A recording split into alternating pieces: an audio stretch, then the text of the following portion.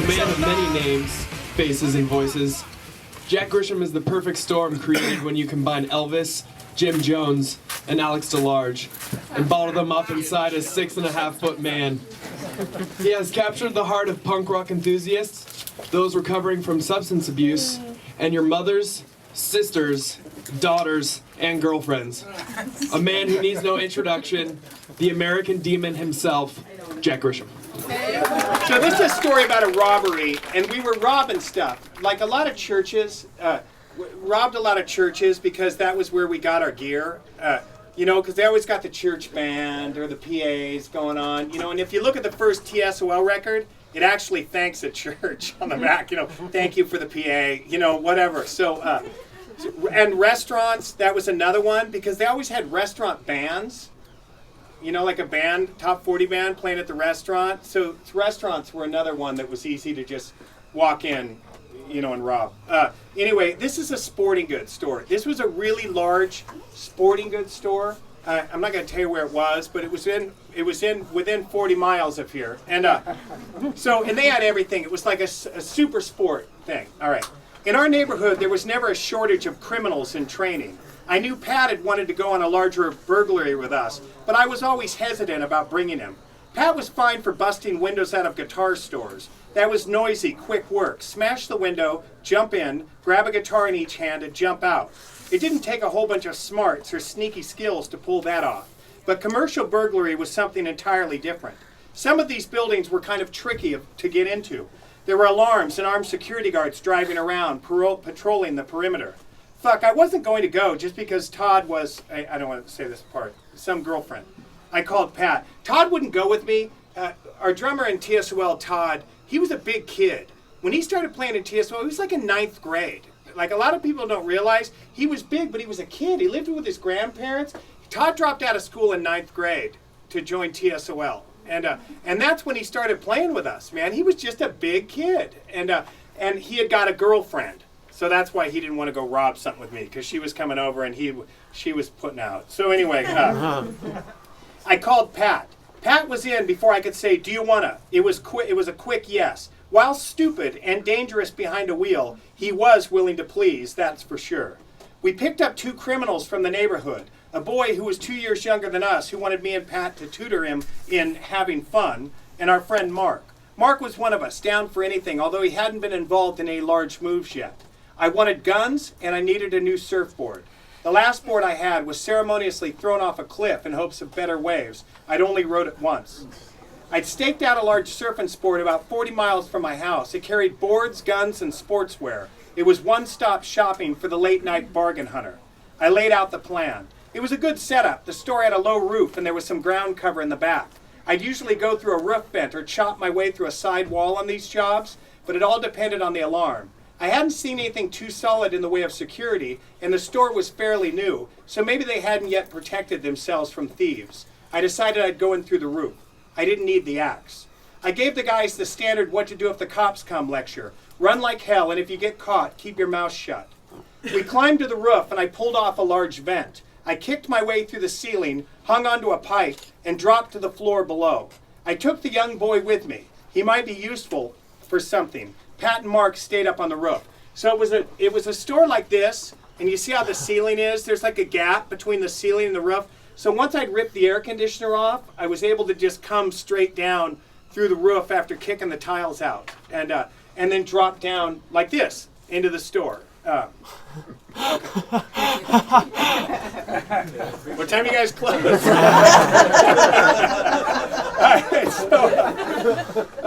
I dropped, he might be useful. I started handing the store inventory up. Things were going well. I was a quick supplier. I knew where to find everything I wanted. Surfboards, wetsuits, watches, and guns. Inventory was disappearing with assembly line precision up and out the hole in the roof. It was beautiful. They had a bunch of shotguns there too, because it was a sporting goods store. So we were getting guns to make sawed-off shotguns with, just little little pirate pistols. Come on, all right. I'm sure. Come on, just a little. All right. Okay. So it's a little like a blunderpuss. All right. So things were going well as a quick. It was beautiful. I loaded out what the cops would later call a 30 or 40 grand haul. when I heard jumping and running above me. Pat had been laughing earlier, so this was going to be the second time that I silenced him. What the fuck are you doing up there? Because I could hear him on the roof. You know, I mean, this is why I didn't want to bring Pat. You know, he's up there fucking around on the roof. You know, who knows what he's doing? Because he's not too smart. You know, I mean, you can imagine him. He's supposedly watching for police, but God knows what he's doing up there. You know what I mean? Flashing the neighbors, throwing shit at cars. It's like, fucking idiot. And I kept telling him, be quiet, man. And then on the 30 or 40 grand worth of stuff, I couldn't stop. You know what I mean? Like being kind of Jonesy. You know, I should have just thrown up some shit and then left. But I wanted more. You know what I mean? So I just kept throwing it up, throwing it up, throwing it up. All right, so what the fuck are you doing up there? I called in my quietest voice and I got no reply. Hey, what the fuck are you doing? Silence. As a matter of fact, I didn't hear any sounds at all. If Pat was still up there, this was the quietest he'd ever been in his life. I decided to give it a quick look around. I crept towards the front window of the store, checking for unwelcome visitors, and I came face to face with an armed security guard. We were separated adversaries divided by 1/4 inch of safety glass. I was wearing a black suit with a black stocking cap on my head and holding a new unloaded shotgun in my hand. The armed security guard had probably been practice shooting at a target that looked just like me at the local range, but now the target was breathing, looming, and holding a weapon. I was all in black and I got a shotgun in my hand, and it's patrolled by armed security. And it's a window like this. So I walk up to see what's going on, to see if there's police out there, and I'm standing there dressed like that, holding a shotgun in my hand, and all of a sudden here's security guard looking at me, like you know, like when you get scared by a dog or something. You know, all of a sudden the guy just looks at me, and there I am standing with a shotgun. Well, he panicked. Suddenly, his $21.50 an hour pay rate had become extremely unsatisfactory. He did a Barney Fife, fumbled his gun, and ran. You've never seen it. What the fuck? Like, he just panicked, you know? And like a lot of those guys, they drive around being security guards, but they don't really want to be shot at, you know? And the gun was unloaded, and I wouldn't have shot at him anyway. I would have shot the car, but not at a man, you know? But he got scared, and he panicked, right?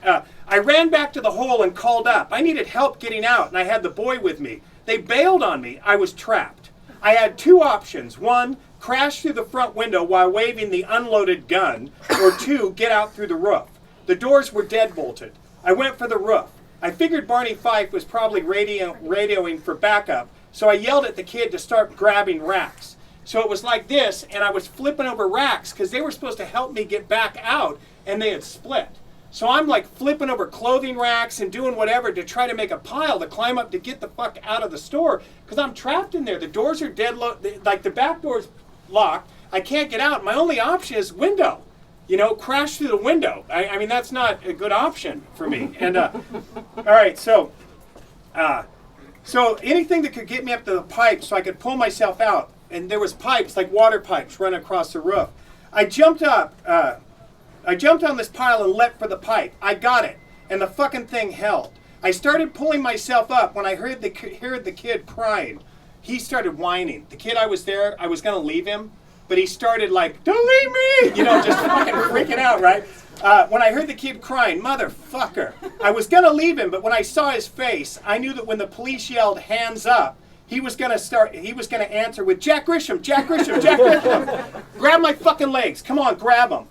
It was really a scene out of a fucking movie. I was hanging on this pipe, and this kid actually jumped up and grabbed my legs and held on to me. I thought he was going to pull me off the pipe.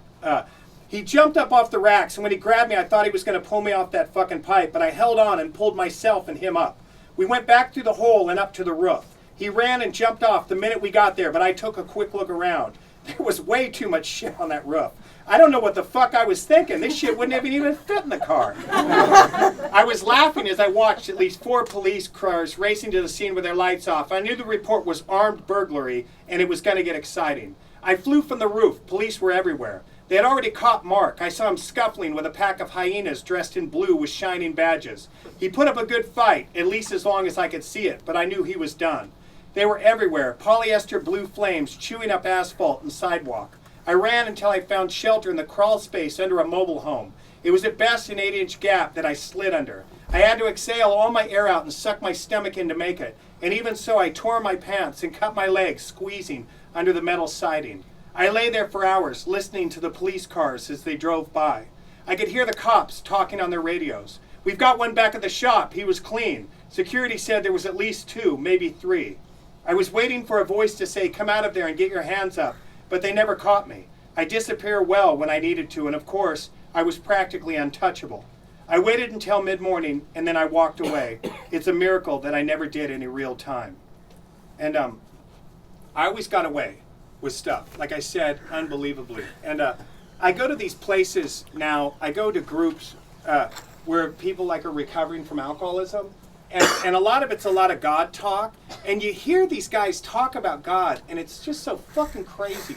They say shit like, if it was God's will, it'd be easy. Everything would go smooth if it was God's will. And then you'd hear guys go, well, I broke my leg. I guess God wanted me to slow down. It's like, what the fuck? Where are you coming up with this shit, man? And especially that if it's easy, it's God's will. So here's a little aside after that story. They actually filed this book also, not only just memoir, autobiography, but they nonfiction memoir. They also filed it under religious criticism because there's a lot of talk about what we think about God.